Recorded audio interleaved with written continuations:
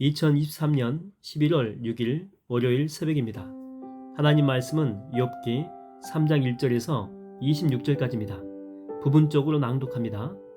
그 후에 욥이 입을 열어 자기의 생일을 저주하니라. 욥이 입을 열어 이르되 내가 난 날이 멸망하였더라면 사내 아이를 베었다 하던 그 밤도 그러하였더라면 그 날이 캄캄하였더라면 하나님이 위에서 돌아보지 않으셨더라면 빛도 그날을 비추지 않았더라면 어둠과 죽음의 그늘이 그날을 자기의 것이라 주장하였더라면 구름이 그 위에 덮였더라면 흑암이 그날을 덮었더라면 그 밤이 캄캄한 어둠에 잡혔더라면 해의 날수와 달의 수가 들지 않았더라면 그 밤에 자식을 베지 못하였더라면 그 밤에 즐거운 소리가 나지 않았더라면 나를 저주하는 자들 곧 리워야단을 격동시키기에 익숙한 자들이 그 밤을 저주하였더라면 그 밤에 새벽별들이 어두웠더라면 그 밤이 광명을 발할지라도 얻지 못하며 동틈을 보지 못하였더라면 좋았을 것을 이는 내 모태의 문을 닫지 아니하여 내 눈으로 환난을 보게 하였음이로구나. 어찌하여 고난당하는 자에게 빛을 주셨으며 마음이 아픈 자에게 생명을 주셨는고. 이러한 자는 죽기를 바라도 오지 아니하니 땅을 파고 숨긴 보배를 찾음보다 죽음을 구하는 것이 더하다가 무덤을 찾아 얻으면 심히 기뻐하고 즐거워하나니 하나님에게 둘러싸여 길이 아득한 사람에게 어찌하여 빛을 주셨는고. 나는 음식 앞에서도 탄식이 나며 내가 앓는 소리는 물이 쏟아지는 소리 같구나. 내가 두려워하는 그것이 내게 임하고 내가 무서워하는 그것이 내 몸에 미쳤구나. 나에게는 평온도 없고 안일도 없고 휴식도 없고 다만 불안만이 있구나. 하나님 말씀을 증거하겠습니다. 지금 이렇게 보니까 욥은 자기 생일을 이렇게 저주하고 있죠. 한마디로 이런 저주입니다. 내가 왜 태어나가지고 이렇게 고난을 당하고 있는가. 차라리 태어나지 않았으면 좋았을 텐데 그런 이야기들이 쭉 나옵니다. 근데 이 말은 불신의 어떤 고백이라기보다는 그토록 현재 욥이 당하고 있는 그런 상황이 감당하기 어렵고 힘든 상황이다라고 하는 거죠. 그래서 25절을 이렇게 보게 되면 지금 욥은 두려움이 가득 차 있는 그런 상태입니다. 평안함과 안일이 없다. 뭐 당연하겠죠. 이렇게 몸이 많이 차이가 돼가지고 아픈데 뭐 이렇게 괜찮아요. 이렇게는 말할 수 없다라고 하는 거죠. 오히려 뭐 괜찮습니다. 말하는 게 더 이상한 거겠죠. 이때는 욥처럼 솔직하게 하나님께 나아가는 그런 모습이 우리 가운데도 필요합니다. 우리의 기도가 그래야 된다라고 하는 거죠. 주님을 향해서 어떤 신뢰함을 유지하는 것은 좋지만 자기 아픔을 이렇게 숨길 필요는 없다라고 하는 것입니다. 주님, 내 생일을 정말 저주하고 싶을 만큼 저 정말 힘듭니다. 차라리 내가 태어나지 않았으면 좋겠다 싶을 정도로 내 마음이 너무나 무겁습니다. 저 두렵습니다. 몸이 아프니까 뭐 쉴 수도 없습니다. 근데 이렇게 주님 앞에 토로하는 것이 불신앙의 모습은 아니다라고 하는 거죠. 이런 모습은요, 성경에 보게 되면 사도 바울한테도 나타나죠. 보십시오. 바울이 한참 선교 사역을 잘하고 열비도 정말 많이 받습니다. 교회도 많이 세우고 사람도 많이 세웠거든요. 자, 그러면 스스로 자기 자신을 볼 때에 자신은 영적인 거장이 되어 있어야 정상일 텐데 그 로마서 7장에 보니까 오호라나는 곤고한 자로다 이렇게 나옵니다. 이 사망의 몸에서 누가 나를 건져내랴. 그러니까 죽이고 싶을 정도로 이 육신 이게 마음이 안 든다라고 하는 거죠. 왜 사망의 몸이다라고 했냐면 선을 행하고자 하는 그 마음은 간절하거든요. 근데 악을 행하고자 하는 그런 육신의 욕구가 여전히 자신한테 있다라고 하는 것입니다. 사망의 찌꺼기가 여전히 자기를 지배한다라고 하는 거죠. 아니 얼마나 더 해야지만이 자기 안에 이런 죄성이 사라지고 언제나 믿음이 생길 수 있는지 여전히 변화되지 않은 그 모습에 차라리 죽어서 하나님과 함께 있는 것이 낫다. 이렇게까지도 이 사도 바울은 고백한다라고 하는 거죠. 근데 바울은요, 이런 자신의 모습을 숨기지 않습니다. 그냥 있는 모습 그대로, 그 마음 그대로 주님께 이렇게 나아가는 그런 모습이었다라고 하는 거죠. 근데 이렇게 성경에 보게 되면 예수님도 그랬어요. 주님도 십자가에서 폼 잡지 않았습니다. 그래도 내가 예수인데 뭐 말도 행동도 품위 있게 하면서 죽어야지 그렇게 하지 않았어요. 이 겟세마네 동산에서 이렇게 보더라도 제자들한테 뭐라고 합니까? 내가 힘들어 죽을 것 같으니까 니들도 함께 중보기도 했으면 좋겠다 이렇게 부탁하잖아요. 내가 그래도 스승인데 그렇게 이야기하지 않았습니다. 인간적으로 힘든 모습들 다 드러냈다니까요. 그리고 이 잔이 내게서 엉겨졌으면 좋겠습니다. 그런 마음을 드러내잖아요.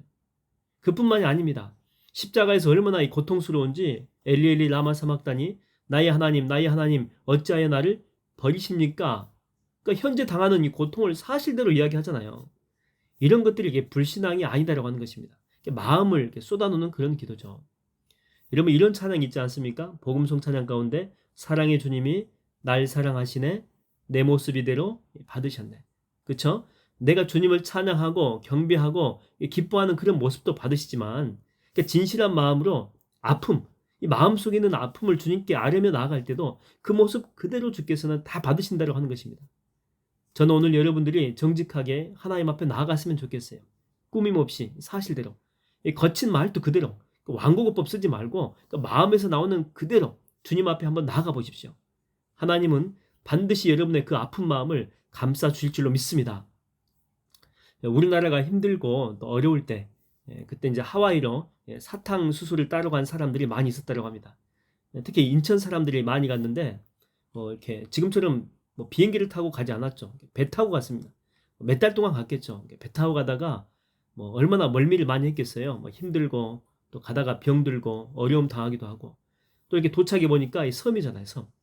우리나라 이렇게 제주도에서 적응하며 살기도 어려운데 태평양 한가운데 떠 있는 100% 섬입니다. 100% 섬. 그곳 생활이 적응하기 쉬웠겠습니까? 풍토병으로 어려움 당하고 또 향수병, 우울증 걸리고 많은 사람들이 이곳에서 사람 취급도 제대로 받지 못하고 짐승처럼 일했습니다. 근데 그들은 결국은 그 힘든 상황을 다 이겨내고 정착에 성공하게 됩니다. 그 이유 가운데 하나가 뭐냐면 자꾸 힘들다고 신세 한탄만 하면 늪 같은 그 웅덩이에서 벗어나지 못했을 텐데 그들이 이렇게 모여가지고 의미 있는 일을 하자라고 하는 거죠. 자기들이 이렇게 죽을 둥 말둥 이렇게 일하고 고통 속에 있지만은 그래도 살아야 되는 그 이유, 그게 뭐냐면 본국에서 우리가 어떤 의미 있는 일을 하기 위해서 이 땅에 우리가 와 있다라고 하는 것입니다. 그래서 그들이 합심해 가지고 인천에 이렇게 돈을 계속해서 보냅니다. 그러면서 이렇게 만들어진 대학교가 하나 있었죠. 그게 뭐였냐면 인천에 그 인자를 따고 하와이에 하자를 따가지고 만들어진 대학교, 바로 인하대학교를 만드는 거예요.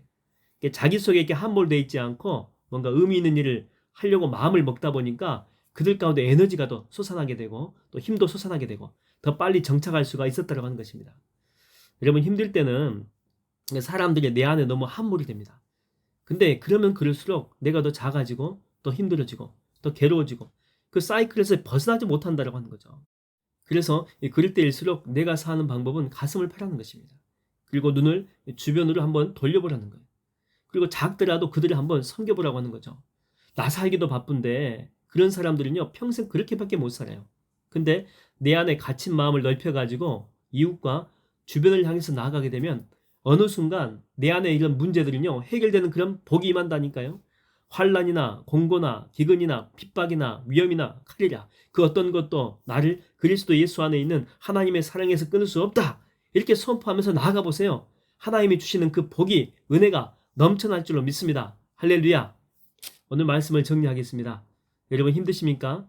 그러면 욥처럼 사실대로 그 힘들어함을 주님께 고백으로 나아가십시오. 낱낱이 아뢰는 거예요. 낱낱이. 그러면 주님은 다 들어주시고 반드시 위로해 주실 줄로 믿습니다. 그리고 또 한 걸음 더 나아가서 나보다 못한 이 주변의 사람들 의외로 참 많이 있습니다.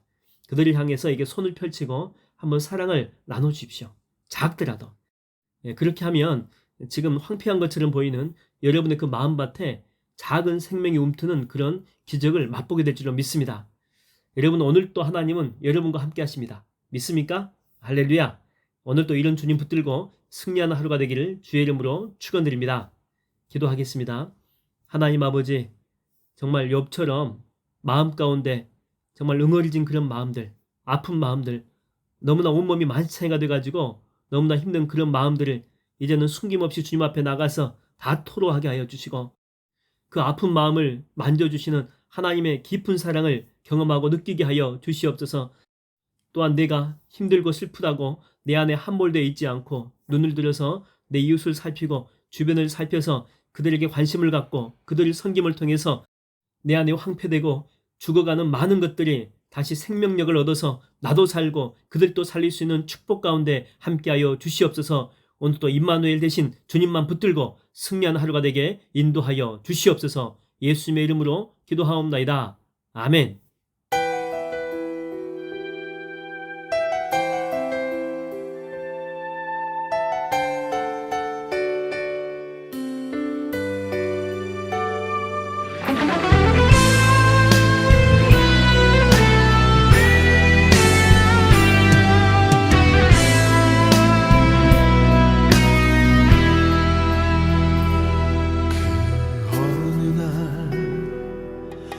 내가 그늘에 걸림같이 내 삶 속에 덫이 임했네. 몸부림쳤지만 허우적거렸지만 나는 약한 자였었네. 내 영혼아, 내가 어찌하여 낭망하며 불안하여 하는고. 너는 하나님을 바라라. 그 얼굴의 도심을 인하여 내가 오히려 찬송하리라. 나의 좋으신 주님, 태양을 멈추며 혈루증을 고쳤던 주님, 기적의 하나님, 능력의 하나님, 그는 나를 고쳐주셨네.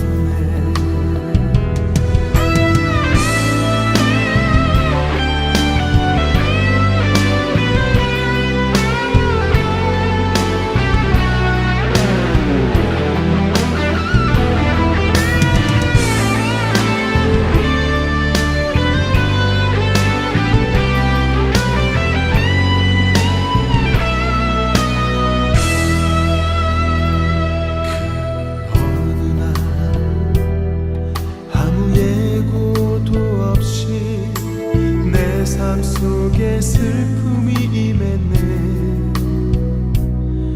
원인을 찾으며 애써봤지만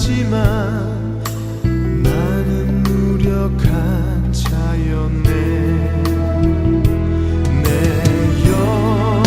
영혼아, 내가 어찌하여 낭망하며 불안하여 하는고. 너는 하나님을 바라라. 그 얼굴의 도심을 인하여 내가 오히려 찬송하리라. 나의 좋으신 주님, 죽은 자를 살리며 모든 병을 고쳤던 주님,